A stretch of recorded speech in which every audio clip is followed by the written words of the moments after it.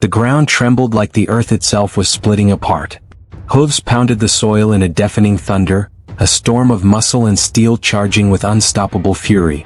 Torches flared, steel glistened, and then came the crash, the sound of lances splintering against shields, of flesh tearing, of men screaming as the world dissolved into chaos. The first wave of Umayyad cavalry struck the Frankish line like a hammer against stone. Horses screamed as spear points pierced their chests. Men were thrown backward, crushed beneath the weight of armor and hooves. Swords rose and fell, slicing into flesh, painting the night with blood. In the cold October air of 732, near the town of Tours, Europe's fate was being decided in the mud. The Frankish shield wall groaned under the impact. Farmers and warriors stood shoulder to shoulder, bodies pressed together so tightly they could feel each other's hearts hammering in unison. With splintered shields cracked, but the line did not break. Behind them, in the forests of Gaul, their wives and children waited in silence, knowing that if the men in front of them failed, there would be no escape. The Umayyads had come like a storm.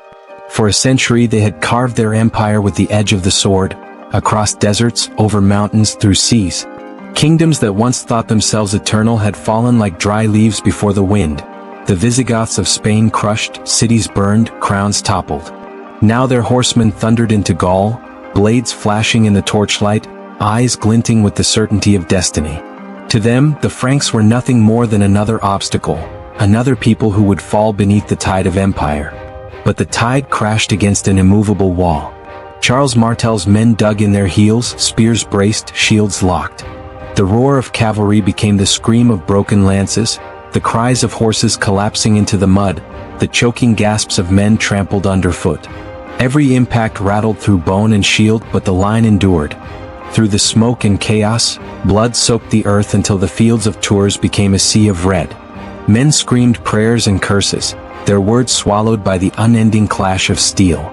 Some died without ever lifting their blades, crushed in the press of bodies.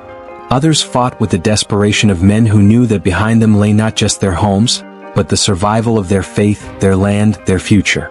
For the Umayyads, this was the continuation of a divine mission, the expansion of their empire that had never yet been stopped. For the Franks, it was survival itself. Every man in the shield wall understood that if they faltered, if even a single breach opened, the flood would come roaring through. Paris lay beyond. Then the Rhine. Then all of Europe. The night roared with fury, the clashing of two worlds colliding. The smell of sweat, blood, and burning oil choked the air. The cries of the dying rose like a grim chorus, carried by the cold wind. The shield wall shook, bent, nearly buckled, but held. Again the cavalry pulled back, regrouped, and charged. Again the earth shook with the thunder of hooves. And again the Franks stood their ground, unmoving, unbroken, a human fortress against the storm. In that desperate night, nothing was guaranteed. Victory hung by a thread, fragile as the wood of a shield, thin as the breath of a soldier gasping his last. History teetered on the edge of a blade, and no man on that battlefield could have guessed which way it would fall. And so, in the blood-soaked mud of Tours, as swords clashed and men died screaming, one question remains for us who look back across the centuries. The world that gave birth to the Battle of Tours was already trembling beneath the weight of a rising empire. Less than a century earlier, in the deserts of Arabia, a small community of believers had united under the banner of Islam, and from that firestorm came the Umayyad Caliphate. Their armies were not just soldiers. They were carriers of a mission, disciplined, relentless, and driven by the belief that God himself had chosen them to expand his dominion. The speed of their conquest was unlike anything the ancient world had ever seen. Within a generation they swept across the Arabian Peninsula, shattered the might of the Byzantine Empire in Syria, and broke the Sasanian dynasty in Persia, an empire that had stood for centuries, brought to its knees in a matter of years. What Rome had built in centuries, the Umayyads were achieving in decades, their banners advancing across deserts, mountains, and seas like an unstoppable tide. From Damascus, their capital, the Umayyad Caliphs directed armies that stretched the boundaries of the known world. They crossed into Egypt, cutting deep into North Africa, their cavalry leaving trails of smoke and ash where resistance faltered. The cities of Carthage, once Rome's rival, fell under their sway, and with it the gateway to the western Mediterranean was theirs. The desert tribes, the Berbers, were absorbed into their cause, some willingly, others by the edge of the sword. Together, Arabs and Berbers formed a force that was as swift as the wind and as enduring as the desert itself. By the early 8th century, the Umayyads had transformed the Mediterranean into what chroniclers would later call a Muslim lake, with only the eastern remnants of Byzantium clinging desperately to survival. But it was not enough. Beyond the Straits of Gibraltar lay the fertile lands of Hispania, Spain. In 711, the Umayyad general Tariq ibn Ziyad crossed with his men, burning his ships behind him so his soldiers would have no thought of retreat. The Visigothic kingdom, fractured by civil war and betrayal, was swept aside in a single clash. At the Battle of Guadalete, the Visigothic king Roderick was slain, his army annihilated, and within a few short years nearly all of Spain lay under Umayyad control. Cities like Toledo and Córdoba became jewels in the crown of the Caliphate, their cathedrals repurposed into mosques, their treasures feeding the wealth of Damascus. For the Christian kingdoms of Europe, the fall of Spain was a thunderclap, a warning that the tide had come crashing far closer to their heartlands than they had ever imagined possible. Yet the Umayyads did not stop at the Pyrenees. They pressed further north, probing into Gaul, what is now France. The Frankish kingdoms were divided, their rulers more concerned with local feuds and rivalries than with the storm gathering beyond their borders. And the Umayyads exploited that weakness with merciless efficiency. Towns and cities that had once been bastions of Roman power fell like brittle stone. Bordeaux was sacked, its wealth carried off, its churches desecrated. Narbonne became a permanent base of operations for the Umayyads, a foothold in southern Gaul from which raids were launched deeper into Frankish territory. Every victory fed the myth of their invincibility, every sack sent tremors of fear into the hearts of those who still clung to the belief that Christendom was safe behind its mountains and rivers. For the Christian chroniclers of the time, the advance of the Umayyads was nothing short of apocalyptic. To them, it seemed as if a plague of horsemen had been unleashed upon the world, galloping from east to west with no force able to slow their charge. The ancient dream of Rome, once thought eternal, had collapsed centuries earlier. The new dream of Christendom, united under faith, protected by divine providence, seemed now to teeter on the brink of annihilation. The bishops and monks who watched these events unfold whispered in their cloisters, "If Spain could fall, then Gaul would follow.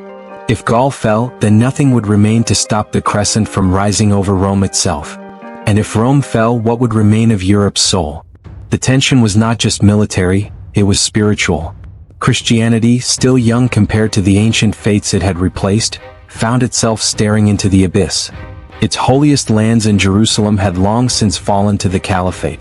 Its great patriarchates in Alexandria and Antioch were under Muslim rule.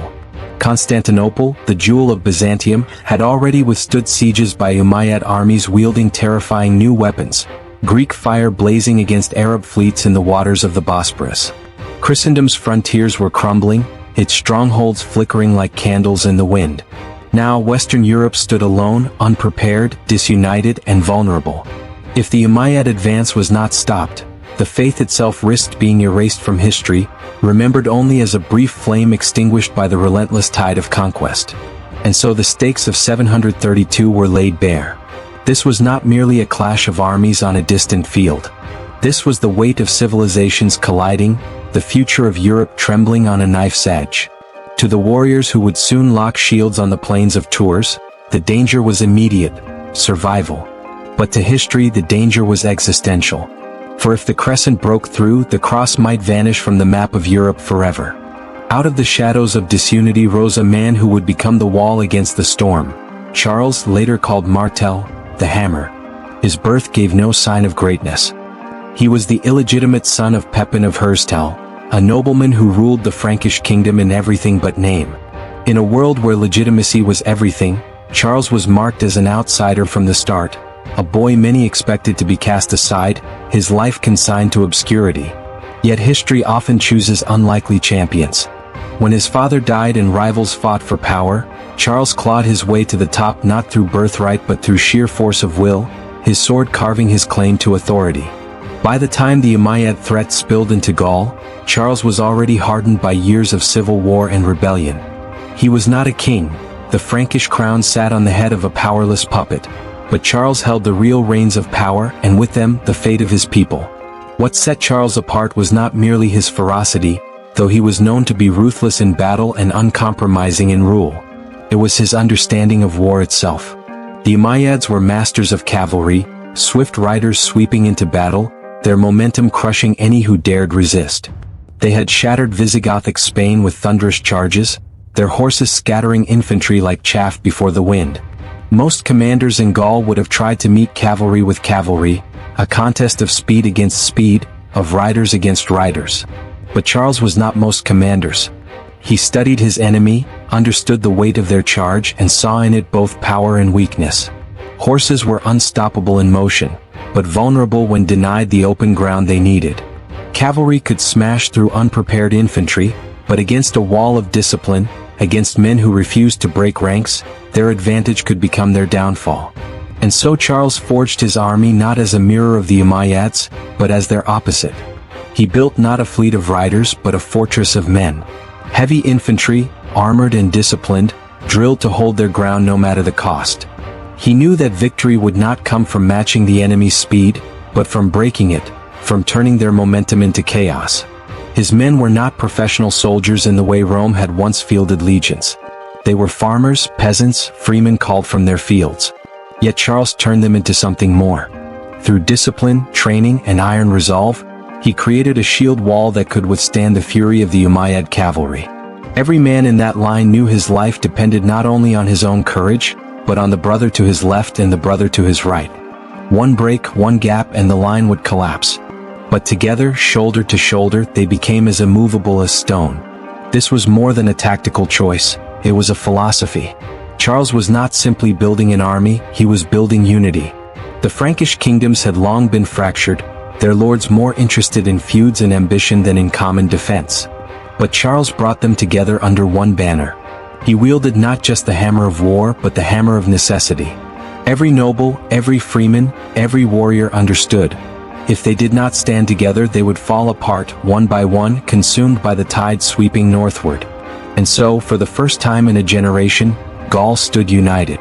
The clans and tribes that had once quarreled over land now marched side by side, bound by the knowledge that their very existence was at stake.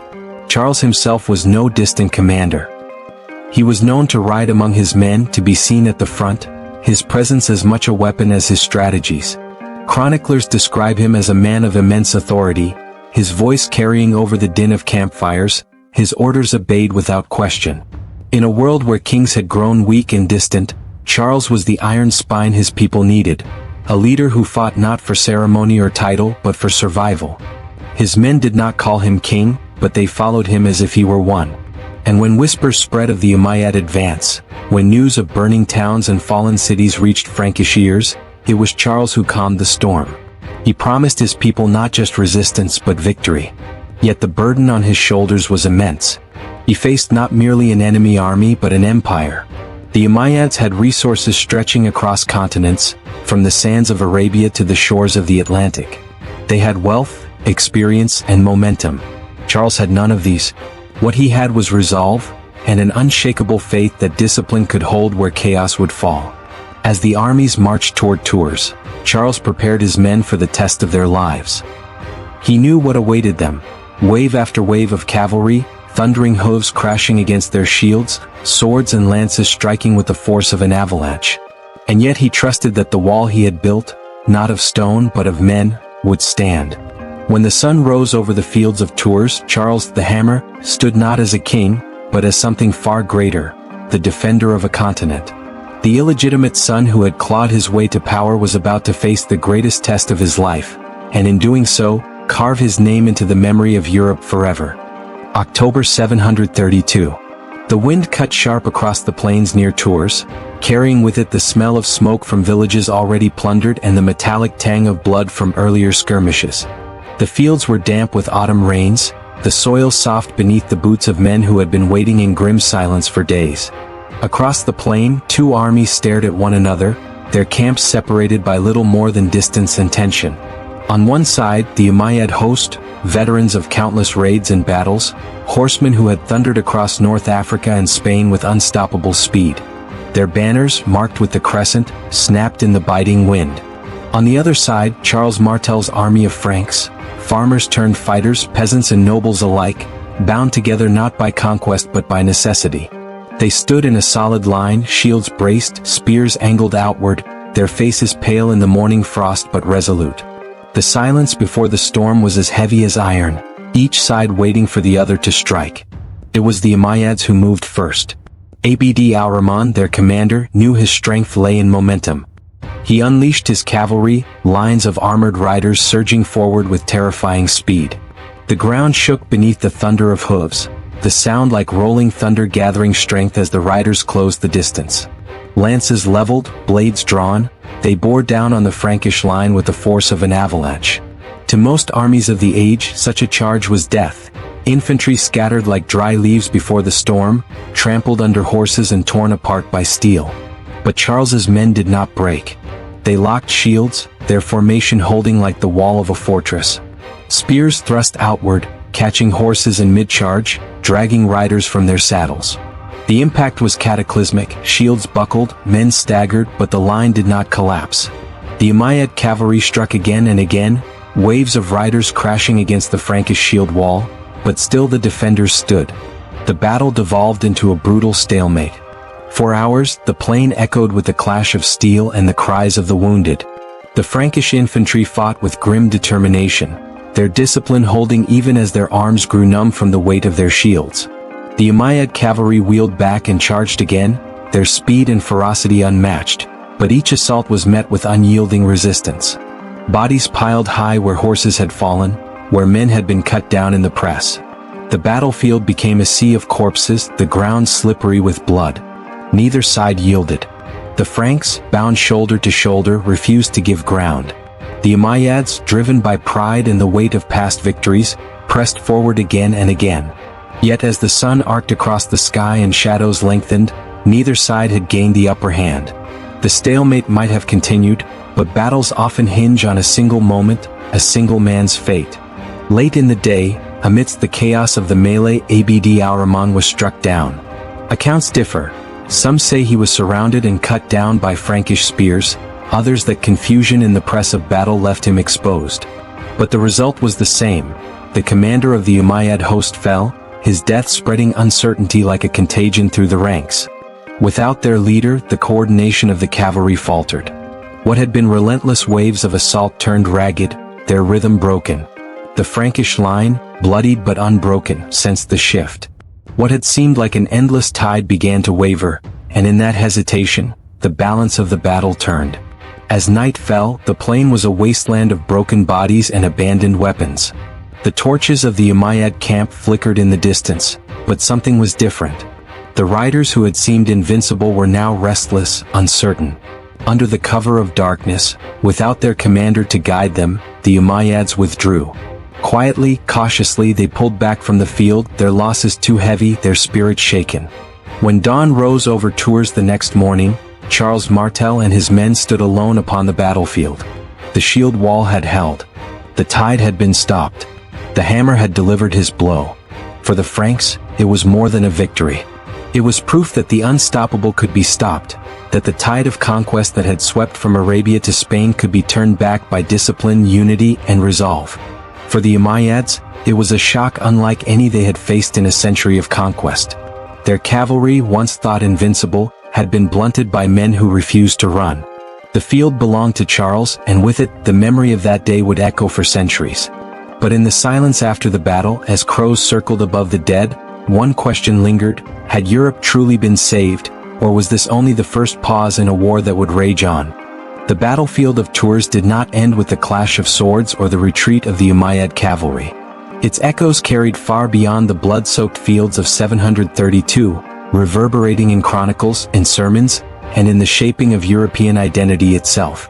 Historians have long debated the true weight of this moment. Was it truly the clash that saved Europe, as legend would later claim, or was it merely one battle in a long series of frontier struggles, exaggerated by the victors into myth? The answer is not simple, and it reveals as much about the centuries that followed as it does about the day itself. In the immediate aftermath, contemporaries spoke of Tours with reverence. The chronicler known as the Mozarabic Chronicle, written in Spain not long after the battle, described Charles Martel's victory as the moment the Franks stood firm like a glacier against the storm of Islam. Later, church writers painted the clash in even more dramatic terms. Not just a military encounter, but a spiritual war in which the fate of Christianity itself had hung by a thread. The imagery was stark. Christendom on the brink of annihilation, rescued by a hammer-wielding savior. Charles Martel, the illegitimate son who had risen from obscurity, was now being cast as a divinely chosen champion. But as with many great stories, there is debate. Modern historians ask, was the Umayyad advance truly aimed at conquering Europe, or was it more a raid for plunder and expansion into a wealthy frontier? Some argue that the Muslim forces lacked the infrastructure, the supply lines, and the political intent to press deeper into Gaul, even if Tours had fallen. In this view, the battle was significant but not civilization-defining, a bloody but local clash. Others, however, point to the sheer momentum of the Umayyad Caliphate at the time. Having swept across North Africa and toppled the Visigothic kingdom in Spain, why would they not have pressed further if unopposed? In this interpretation, the shield wall at Tours was more than a military tactic. It was the last barrier between Christendom and the loss of Western Europe. Yet myth has a power all its own. Over centuries, Tours became more than history, it became legend.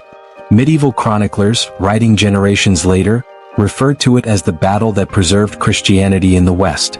Charles Martel's reputation swelled with each retelling. He was no longer just a Frankish warlord, he was the savior of Christendom. His victory was cast as a turning point not only for France but for all of Europe. Without Tours, they argued, the cathedrals of Paris, the monasteries of Ireland, and the crowns of Christian kings might never have risen. Instead, Europe itself might have been woven into the fabric of the Islamic Caliphate. Whether this was hyperbole or not, it was the narrative that endured. This mythic aura carried forward into politics. Charles Martel's descendants, the Carolingians, leaned heavily on the prestige of Tours to legitimize their rule. His grandson, Charlemagne, would go on to be crowned Emperor of the Romans in 800 AD, reviving the dream of a united Christian empire in the West. But would Charlemagne have even been possible without Tours? If the Umayyads had broken through in 732, would there have been space for a Carolingian dynasty to rise? Would there have been a Holy Roman Empire, or even a Europe as we know it today? These questions haunt historians, tantalizing in their uncertainty. Counterfactual history cannot be proven, but it sparks the imagination, the thought that one autumn battle could have altered the entire trajectory of civilization. Indeed, the very concept of Europe as a cultural and religious identity arguably hardened after Tours. The sense that this was not just a battle of armies but of civilizations, Christendom against Islam, was reinforced by centuries of retelling. It foreshadowed the later Crusades, in which Christian knights would march to the Holy Land under the same banner of defending the faith. Tours was remembered less for its immediate political consequences than for its symbolic power, a line drawn in blood that said, "Here the expansion stops." Whether or not the Umayyads had the capacity to continue, the narrative ensured that Charles Martel's shield wall was remembered as the wall of Europe itself. And yet, even as we retell the story, we must remember the caution of the historian Edward Gibbon, who famously remarked that if Tours had been lost, perhaps the interpretation of the Quran would now be taught in the schools of Oxford. Gibbon leaned into the drama, painting a picture of an entirely Islamic Europe, a world without Christendom. Others find this too simplistic, too shaped by Enlightenment prejudices. But the fact that historians, philosophers, and writers across centuries have grappled with Tours reveals its enduring fascination. This was not just a medieval skirmish, it was a battlefield onto which entire civilizations projected their fears and their hopes. In the end, perhaps Tours is both, a military clash whose immediate consequences were limited, and a mythic event whose symbolic weight reshaped memory. The reality may be that Europe was not saved in a single night in 732, but that the victory gave breathing room for the fragile structures of medieval Christendom to stabilize. It gave Charles Martel the prestige to pass power to his descendants, and it gave Europe a story to tell about itself, that it had stood and held when it mattered most. And so the legend of Tours remains, not just as history but as narrative destiny. The night when cavalry thundered against shields, when a bastard son held a continent's fate in his grasp, when the question was not merely who would hold a field in Gaul, but who would hold the future of Europe. 732 AD was more than a battle. It was a crossroad of civilizations, and the fate of a continent balanced on a sword's edge. On that October night, the clashing of shields and the cries of men did more than decide who held the fields of Gaul. It carved a dividing line in history itself. Some say it saved Christendom, others insist it was just another clash in a world of endless wars. But in memory, in legend, Tours became the night Europe refused to fall. And yet, Tours was not the only time the survival of a civilization hung by a thread. Just 3 centuries later, another empire faced annihilation. Not in the forests of Gaul, but at the walls of Constantinople, the jewel of Byzantium. Here, the defenders would unleash a weapon so terrifying that it turned the tide of history, fire that burned even on water. Next time we step into Constantinople under siege, when fire itself became a weapon of survival. If you want to see how empires truly lived and died, subscribe now, because the next battle is even darker, and its flames still echo through history. Subscribe or history's turning points vanish into silence.